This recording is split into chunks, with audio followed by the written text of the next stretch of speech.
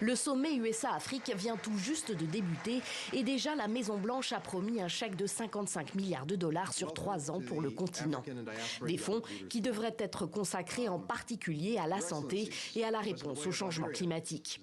Le président Biden n'interviendra qu'à partir de mercredi face à la petite cinquantaine de dirigeants africains qu'il reçoit à Washington jusqu'à jeudi. Lui qui n'a toujours pas mis les pieds sur le continent depuis le début de son mandat.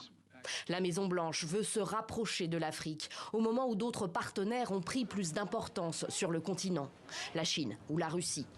Ce sommet intervient dans le sillage d'une nouvelle stratégie Afrique des États-Unis dévoilée l'été dernier dans ce sens et qu'a encore illustré par ses propos introductifs le secrétaire d'État américain. Plus de 60% de la population africaine est âgée de moins de 25 ans. D'ici 2030, 2 personnes sur 5 sur cette planète seront africaines. Ces générations montantes sont à l'origine d'une croissance économique dynamique dans leur pays et bien au-delà. En 2016, il y a quelques années à peine, les startups africaines ont levé 350 millions de dollars d'investissement. L'année dernière, c'était 5 milliards de dollars d'investissement. Et c'est une courbe qui va continuer à monter, monter et monter.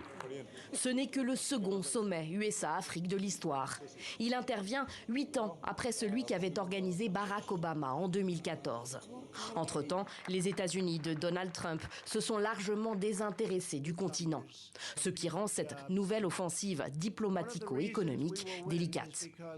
Le défi, c'est que la relation ou l'engagement des États-Unis vis-à-vis de l'Afrique n'est pas toujours cohérent. La relation change d'une administration à l'autre.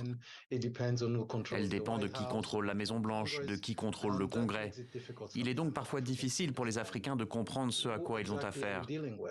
Ça remet donc en question la fiabilité des États-Unis en tant que partenaire.